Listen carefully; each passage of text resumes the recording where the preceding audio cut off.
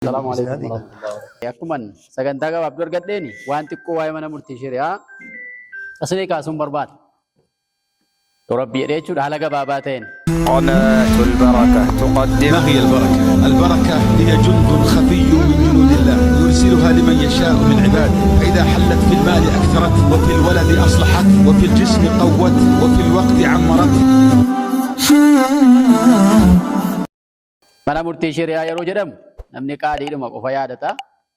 Tajaajilli achitti kennamu maa inni laata? Waan akkamiiti waan jedhu baay'een namaa quban qabu. Tarii negatiifaanis kaasuu danda'a. Akkamitti biyya kana keessatti argame jennee yoo ilaallu manni murtii shari'aa kun taarika fagoo fi qabsoo guddaa fi qabsoo namoota gurguddaa muslima gartee yeroo sana waggaa 90 dura akkuma reef isheen jedhaa jiran qabsoo gurguddaa taasifameen kan isin argamte jechuudha. Yeroo sana muslimni waa lama gaafachaa ture.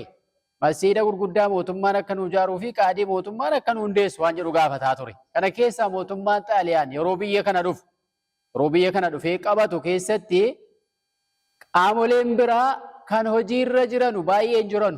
Innis siistamatti biyya qabatu wayii waa qajeelfata. Qaamotii aadaa ta'e, amantii ta'e, akkaataa fedhii barbaadan sanaan qaama of bulchuu danda'u hundeessuu karoorfate. Kana keessaa qaama akka aadaa isaatiin namni akka of bulchu waan jedhamu gaafa sana tumee mana murtii shari'aa garuu kanuma hojii irra jiru, hojii geggeessaa jiru. Afaan Arabaatiin biyya kana tajaajila guddaa kennu beekamtii kenneef malee hin hundeessine mootummaan Xaaliyaan bara 1934 jechuudha. Waggaa meeqa beekamtiidha malee hundeeffama miti inniyyuu. Beekamtiidha malee hundeeffama miti beekaa. Seerri biyya kanaa, seerri biyya Itoophiyaa kun ittiin bulu bara kam kan inni tumame? Bara 1953 dha jechuudha. 1953 dha. Seera deemsammattiin biyyi kun qajeelfamu yoo ilaalle immoo 1957 dha jechuudha. Garaagarummaa isaa ilaaluun hin danda'amu. 1953 immoo 1934 bara manni murtii shari'aa beekamtii akka heera biyyaatti argate ammam wal duraa akka jiru jechuudha. Egaa gaafa sana manni murtii shari'aa kun aangoo bal'aa qaba ture. Aangoo madanii jedhamu. Aangoo siviilii guutuu isaa waan amma manni murtii idilee ilaalu kana hunduma isaa isatu ilaala. Manni murtii idilees bara amma jedhame kana keessa yeroo dhufe hundaa'u aangoon isaa aangoo mana murtii shari'aatii gadi ture. Seenaa ilaaluun hin danda'amu.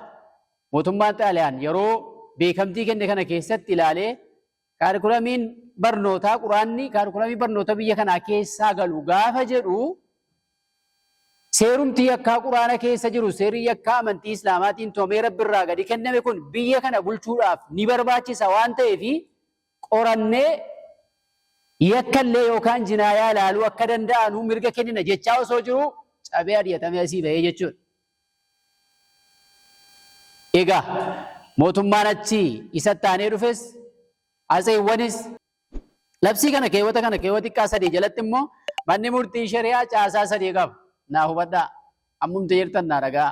Manni murtii shari'aa caasaa 3 qaba. Caasaa 3 godhee tume heerichi gaafa tumu jechuudha.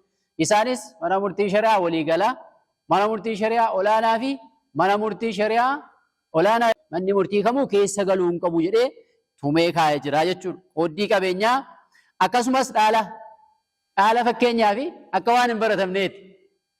Dhaala manni murtii shari'aa waan ilaalu iyyuu hin se'u uummanni keenya ulamoonni keenya hin si'an dhiifama naa godhaati. Aangoon dhaalaa guutuunsaa islaam mana murtii shari'aatiif kan kenname.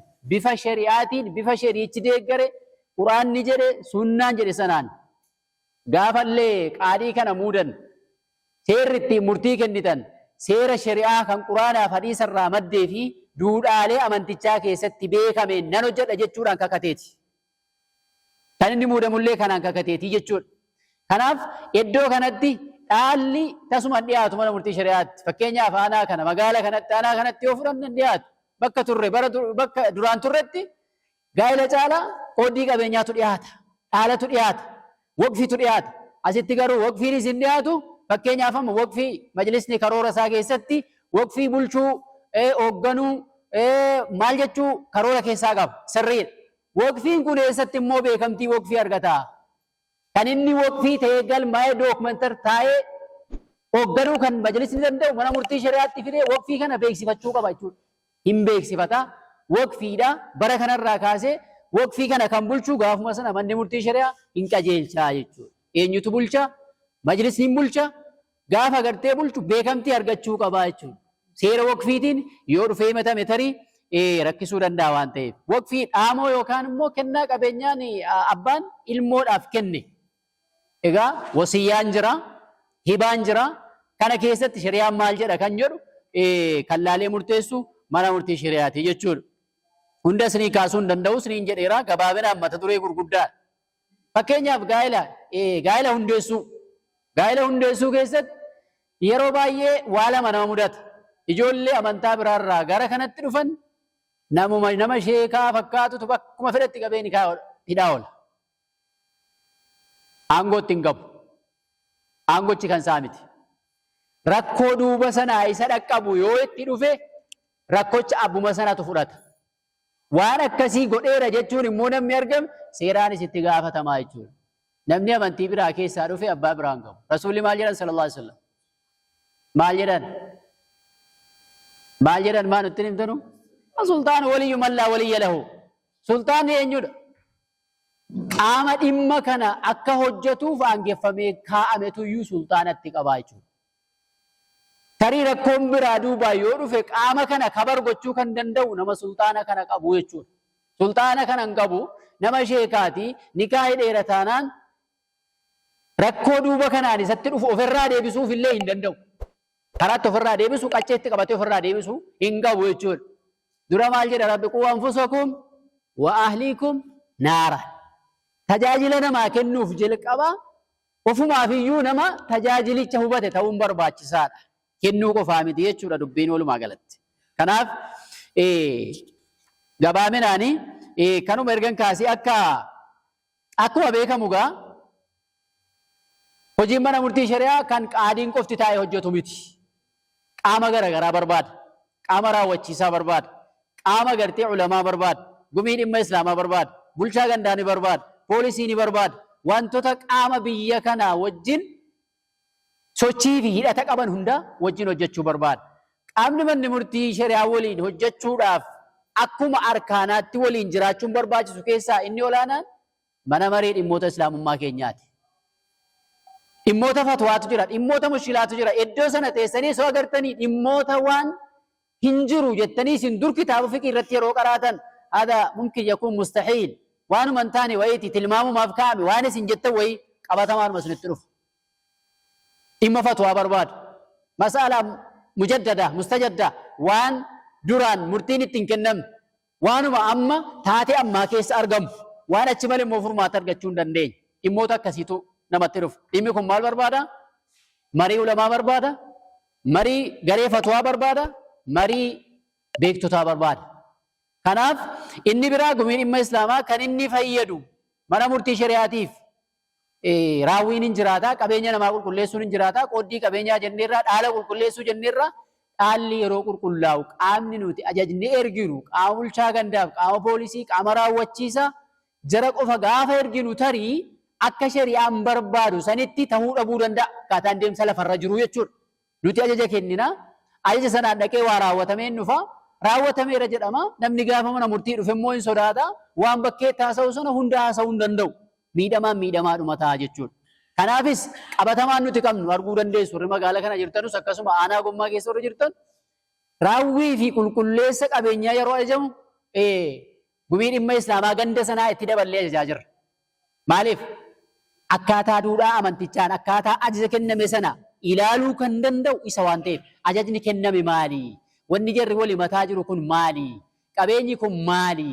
Jedhamee akka keessatti argame raawwiillee akka keessatti argamu qulqulleessuullee akka keessatti argamu mana murtii mana maree nuti ajaja kennaa jirra jechuudha. Akkuma beekamu gaa hojiin kuni kan manni maree dhimmoota islaamummaas hojjetu, kan qaadii shari'aas hojjetu, kan manni murtii shari'aa namni achi hojjetus kan inni hojjetu tajaajila ummata muslimaati. Itti amannes itti amanuu baannes jaallannes jaallachuu baannes tajaajila ummata keenyaati. Ummata keenya tajaajiluuf immoo harka wal qabachuu fi tokkoomuu nu barbaachisa. Tarii rakkoon ni jira yoo ta'e har'aa asitti rakkoon jiru kana kanatu jira gaaffii kaasuu dandeessu. Gaaffii tarii dudduubaan gara tokkoon ka'ummoo hamma adda baafattanutti fudhattanii haasa'uun barbaachisaa miti. يا أيها الذين آمنوا إن جاءكم فاسق بنبأ فتبينوا أن تصيبوا قوما بجهالة فتصبحوا على ما فعلتم نادمين. أم تكو إجانا ملا متروفا مناكين جافروف ومي يروباي سمبر روفا إمام بر روفا ومير مسلم بر روفا إيك آمد إملالة إسنو موانتيف أمني سنو متى تروفه ركوا يتكسر كسي منا مرتي شرارة إني أكسر قراني أكسر jalqaba naannoo sanatti qorannoo bal'aa barbaachisa. Ati himatamaadha moo himataadha moo himatamaadha? Dhimmichi sii murtaa'e moo sitti murtaa'e? Akkamitti immoo deemame? Mee maal godhees nitti murteesse? Mee lakkoofsa galmee keetii sana kenni. Galmee qorannoo baay'ee siin barbaada. Waa tokko jechuudhaaf qorannoo sana barbaada jechuudha. Kanaaf akkuma beekamu gaa hojiin diinii kamuu qindoomina barbaada. رسول صلى الله عليه وسلم قافا مدينة قال مالو جتن مسيرة جاران ميدي مسيرة جاران ميدي مالي في جاران آيا بكت ولرجن وكهر راكنا جرومي جتامي تيوانته إسلام ولا غرسي سودا مريض دداغي جيسو مسيرة جاران أتشبودا غرو إيجا مسيرة جاراني كوباتي مسيرة والبرسيسني كاني مهاجر أفنسار ولتنبرومسن وجي قدار دولاتي جارمو ديم mootummaa guddaatu dhaabamuu deema. Isa achi ari'atametu iyyuu as taa'ee achumallee kabar gochuuf deema. Isa achi ari'atametu as taa'ee addunyaanuma guutuu iyyuu bulchuuf deema. Kana keessa waa lama barannu. Tokko hojiin Islaaminaa qindoomaan walitti dhufeenyaan mareedhaan malee akkan hojjetamu. Lama Islaaminaan bu'uuda nazar fageessanii yaaduutti amana. Fageessanii yaaduutti amana. Sadi wantoota xixiqqoo naannoo fi keessootti jirtu irruma dabree akkuma reef sheenadii fi baarakallahu khayran waan isaan jedhan sana akkuma isaan kaasan sana wantoota irratti walii galamuu danda'amu irratti dafanii walii galtee namaa wajjin uuman. Jalqaba maal godhanii muhaajiraa fi ansaara waan guddaa isaatu walitti isin fide waan ta'eef obbolummaa jedhanii hidhanii lafa kaa'atan. Tokko hin taane jirri biyyi ijaaramaan jiru masjiin hin ijaaramne muhaajiraa fi ansaarri walitti lobboloofamne tokko hin taane biyyi namni wal hin beekne kaleessa achi yeroo ka'u immoo biyya kana keessa jiraachaa jirra. Mushrikoonni naannoo Madiinaa jiru, Yahuudonni jiru, Yahuudota warra dadhabamaatu jiru. Jara kana wajjin immoo maal mallatteessan waliigaltee nageenyaa biyyattii kanarraa namatti dhufee mirga sii weeraru yookaan sarbu deebisuu waan jedhu kanarraa wanti nuti barannu qindoominaan walitti dhufeenyaan akka hawaasummaattis akka islaaminaattis akka ulamummaattis akka gumiittis akka maaliittis adda addatti qindoomina barbaada. Fakkeenyaaf salaataa tokko yoo sagannee tokko argannaa tokko kudhaniin baay'ata. Garuu jamaadhaa yoo salaanne 27 kudhaniin baay'ata. Kun sababaa walitti dhufeenyaati jechuudha.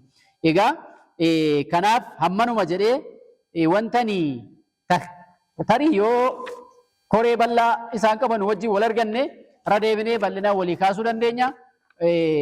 Wantan qabadhee dhufe dubbisuu tasumayyuu hin dandeenye. Waan gabaabaa irra keessootti ilaalamuu qabu qofaadha kanan kaase. Kanaaf manni murtii shari'aa karoora keessatti qabachuun isaanii baay'ee natti tola. Baay'ee natti tola. Garuu manni hubachuu qaba. Qaamni jiru kun hubachuu qaba. Hawaasni bal'aanis hubachuu qaba. Yoo ajjeefnes minbari marratti ajjeefa. Yoo qajeelfannes minbari marratti qajeelfama. Fakkeenyaaf jijjiirama hamma jiru kana keessa kana bicha haasa'een asumatti dhaaba. Jijjiirama hamma jiru. Jijjiirama majlisa keenyaan durfamu mootummaa amma jiru kana wajjin wal qabatee wanti hundi sirraa'ee wanti dur lafa hin jirre iyyuu lafaa manni murtii aadaa dur tasan jirre ari'atamaa ture lafaa kee hundaa'ee sadarkaa olaanaa irra ga'ee jira.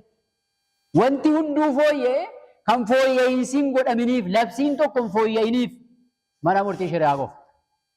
Mana murtii shari'aa qofa. Maaliif fooyya'uu dhabe? Maaliif fooyya'uu dhabe? Sagalee keessan tuduu kan jiru. Sagalee gumii dhimma islaamaa tuduu kan jiru. Sagalee ulamootaa tuduu kan jiru. Keessoo isaan barre waan ta'eef keewwanni jijjiiramuu qabu kami? Keewwanni mana kana dhiibaa jiru qabi. Keewwanni gartee namni akka mana kana dhufne godhaa jiru kami? Keewwanni gartee inumaayyuu immoo akka namni amanticha keessaayyuu bahaa jiru godhu jira. Keewwata jiraa bara. Mormuu dandeessaa jedha fakkeenyaaf. Mana murtii shari'aa mormuu dandeessaa. Mana murtii shari'aa mormuu jechuuni mee maal jechuudha? يقول الله تبارك وتعالى وإذا دعوا إلى الله ورسوله ليحكم بينهم إذا فريق منهم معرضون وإن يكن لهم الحق يأتوا إليه مذعنين. ayata kana wajjin walitti ilaalaa labsiisan. Nama kana maal jennaadha ulamaa bira taa'ee jamaa'aadhuma sheekaa ta'a walii salaataa da'awaa dhagaha maalummaa amantii isaa wallaalee dhimmuma xiqqoodha bakka qabeenyuma kana shari'aan walqixa naan godhu mislu hazzilun sayayni godhaadha bar waan biraa miti. Murtii rabbii sana kan inni mormaa jiru mislu hazzilun sayayni waan godhuuf yoo morme nan baha jedhee mormaa jira. Hattaa kana illee hubachuu hin dandeenye namni waan ofii dhiisee waan namaa fudhataara. Kanaaf yeroo naan jedhaa jiranii galatoomaati gama kanaan ergaan gabaabinaan hammuma kan ergan jedhee booddee dhumiin dhimma islaamaa magaalaa Aggaaroo nan galatoonfadha ulfaadhaan jedha. Carraa biraan koree guutuu arganne bal'inaan wantoota jiru akka wal hubachiifnu haala osoo nuu mijeessaniis asumatti fuuldura keessanitti nan gaafadha. Galatoomaa ulfaadhaa.